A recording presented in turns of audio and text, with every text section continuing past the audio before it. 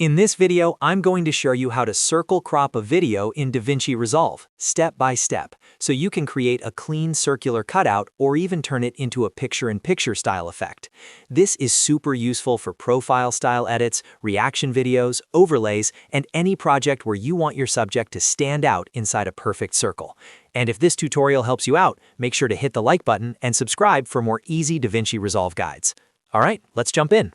First, open DaVinci Resolve and make sure your clip is already on the timeline. The very first thing you need to do is go to the color page. You can do that by clicking the color wheel icon at the bottom center of the interface. Once you're in the color page, look at your timeline and make sure the correct clip is selected. It should be highlighted, and you should also see it active in the node editor. This matters because all of the masking and transparency work needs to happen on the exact clip you want to crop. Now, move to the toolbar in the center area and find the window palette. The icon looks like a circle inside a square, and that's where all of your masking shapes live. Click on the circle shape icon to add a circular mask to your current node. As soon as you do that, you'll see the circle appear in the viewer over your video. At this point, use the on-screen handles to resize the circle. You can drag the edge handles outward to make it larger or inward to make it smaller.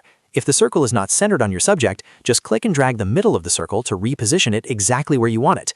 Take a moment here to line it up properly, because this is what determines the final look of your circle crop.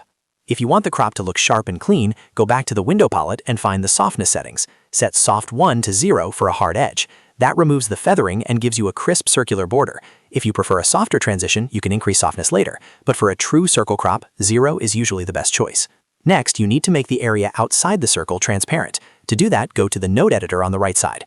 Right-click in the empty gray space and choose Add Alpha Output. This creates the connection point that allows your mask to remove the background outside the circle. Then click and drag the blue square alpha output from your node to the blue circle alpha output on the far right of the grid. Once that connection is made, the outside area should disappear, and you'll see the transparency effect in the viewer.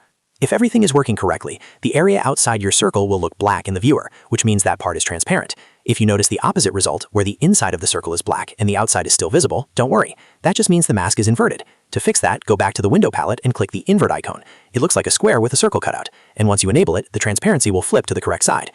Now that your circle crop is created, you can take it one step further and turn it into a picture-in-picture style graphic. To do that, switch from the color page to the edit page. Once you're there, select your clip and open the inspector. Under the transform settings, use zoom and position to move the circular bubble wherever you want on the screen. For example, you can place it in a corner for a reaction layout, move it to the side for a clean overlay, or resize it to fit your design. And that's it. You've now learned how to circle crop a video in DaVinci Resolve, how to adjust the circle mask, how to make the background transparent, how to invert the mask if needed, and how to move the final circle into position for a polished edit. If this video helped, please like the video and subscribe to the channel for more DaVinci Resolve tutorials, editing tips, and beginner-friendly walkthroughs. Thanks for watching, and I'll see you next time.